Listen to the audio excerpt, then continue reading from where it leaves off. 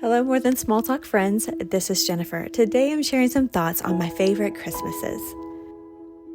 I remember seasons of having more growing up when Daddy had good health and strong hands to keep him in business. I remember Christmases where the gifts were plentiful, knowing that he might have gone overboard again. Maybe it was because of the separation from my parents or his way of saying sorry, but mostly it was because he loved giving his daughters gifts and would do anything for us. We were the most important thing in his world, and we knew it. Years went by and things changed like they're supposed to. We moved off, married, started families of our own. We began our own quest to make the holidays sparkle for our children, while clinging to the wonderful memories we had of our glittery Christmases and receiving basically the same gift or shirt, just in different colors. Dad's hair had turned a shade of silver he could never cover up, and his body showed signs of his pain. His fast-paced living had slowed him down noticeably, and it was so hard to ignore or not panic when we saw him.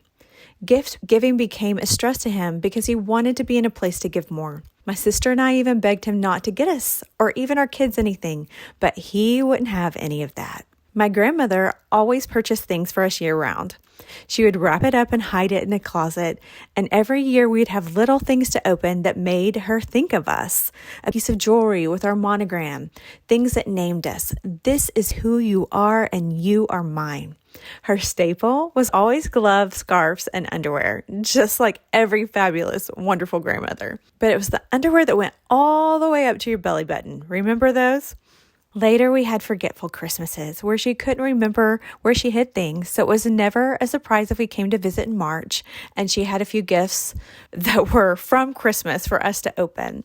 We would enjoy our Christmas in March and drive home with our girls smelling like lavender from the lotion she bought them. She kept buying things, knowing that someone she loved might need them or want them.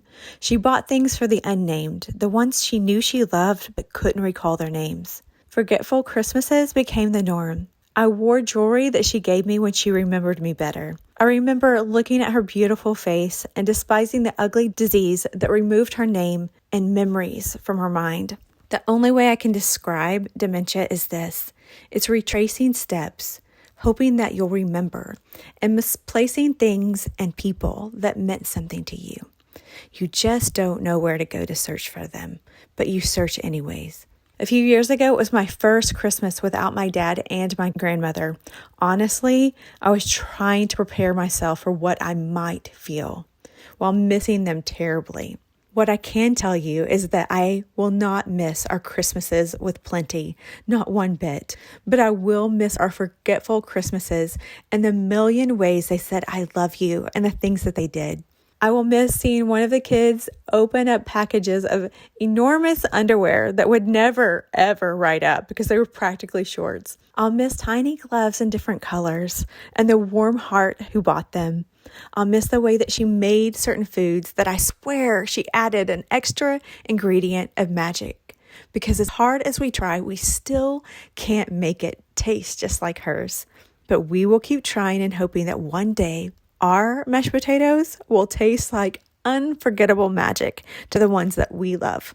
I will miss the way that she said very little because she was drinking all of us in, and the way that she covered her mouth when she laughed really hard. I'll miss the way that my dad loved his grandkids and wanted to give them everything, just like he did for us when we were growing up. And even though I hated it then, I'll miss the way that he handed me a card and then would swear because he forgot something. I'll miss the way he said, I love you, babe, while treating me like I was 15 and brainless in moments where he wanted me to remember something that he thought was important. Most of the time, it was something about my tires on my car or how I needed to take better care of my leather seats. This Christmas, as a grown adult, I'll most likely forget a gift or two or end up late to a Christmas party because my head and heart are a little scattered trying to make the holiday sparkle. But what I'm going to do, what I encourage all of us to do, is slow down and be so present that we don't get caught up in the noise and the hustle and bustle, but we truly drink one another in and enjoy one another. It truly isn't about all the gifts and having everything perfect. It's just being perfectly present with our loved ones that means so much to us. This year for you, I pray that you will make a few things that taste like magic and laugh so hard you cover your mouth. I pray you will mark perfection off your list and teach your children how to act graciously when they open those packages of ginormous underwear that makes their faces turn shades of red. I hope you'll forget a few of those things you pinned on Pinterest to impress everyone and opt for an unforgettable Christmas where you drink all of your loved ones in and whisper prayers of gratitude for the ones that you miss. Thanks for listening.